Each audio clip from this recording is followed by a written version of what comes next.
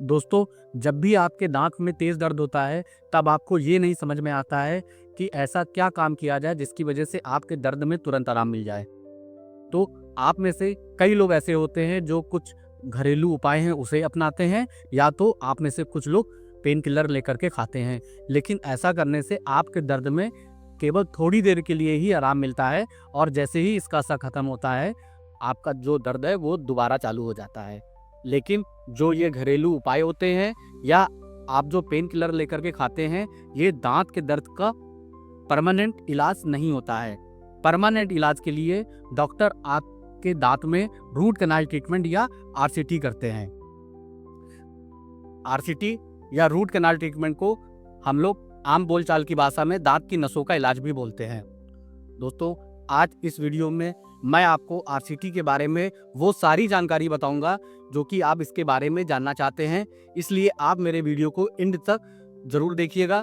अगर ये पसंद आए तो इसे लाइक और मेरे चैनल को सब्सक्राइब करना बिल्कुल ना भूलें। दोस्तों, सबसे पहले हम बात करते हैं कि हमारे दांत में दर्द क्यों होता है।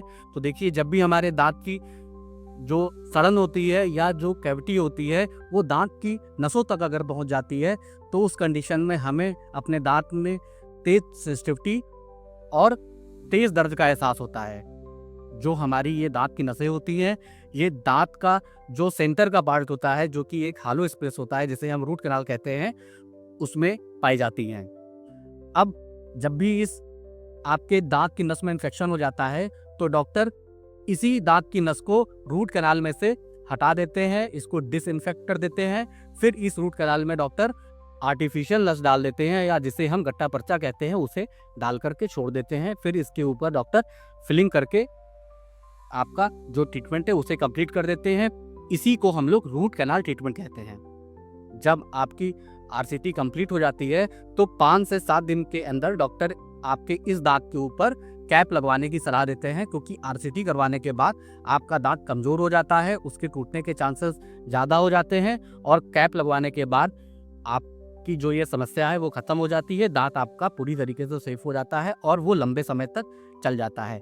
अब आप में से काफ़ी लोगों का ये सवाल होता है, और काफ़ी लोगों ने मुझसे कमेंट करके ये सवाल भी पूछा है कि आरसीटी कितने सिटिंग में कंप्लीट होती है। तो देखिए, आपकी जो आरसीटी है वो 1 सिटिंग में भी कंप्लीट हो जाती है, 2 सिटिंग में भी कंप्लीट हो जाती है, और कभी-कभी इसको कंप्लीट करने में मल्टीपल सिटिंग भी डॉक्टर को लग जाते हैं।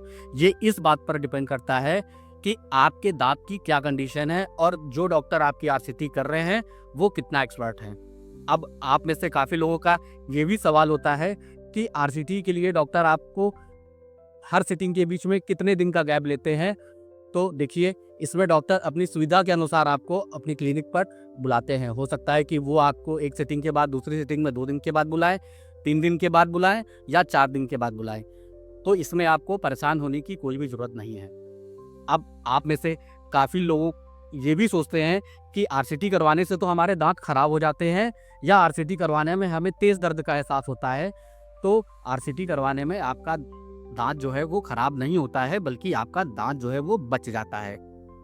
और जैसा मैंने कहा कि कई लोग ऐसा भी सोचते हैं कि दांत में दर्द होता है जब आप आरसीटी करवाते हैं, तो ये भी सच नहीं है। आरसीटी करने से पहले डॉक्टर आपके दांत को शून्य कर देते हैं, उसमें लोकल एनेस्थीसिया लगा देते हैं, जिसकी वजह से आपको दर्द का एहसास एकदम नहीं होता है। अब दोस्तों, एक सवाल ये भी होता है कि आरसीटी करवाने में खर्चा कितना आता है। तो देखिए, जो एवरेज आपका खर्चा आता है वो 4,000 से लेके 5,000 तक आता है।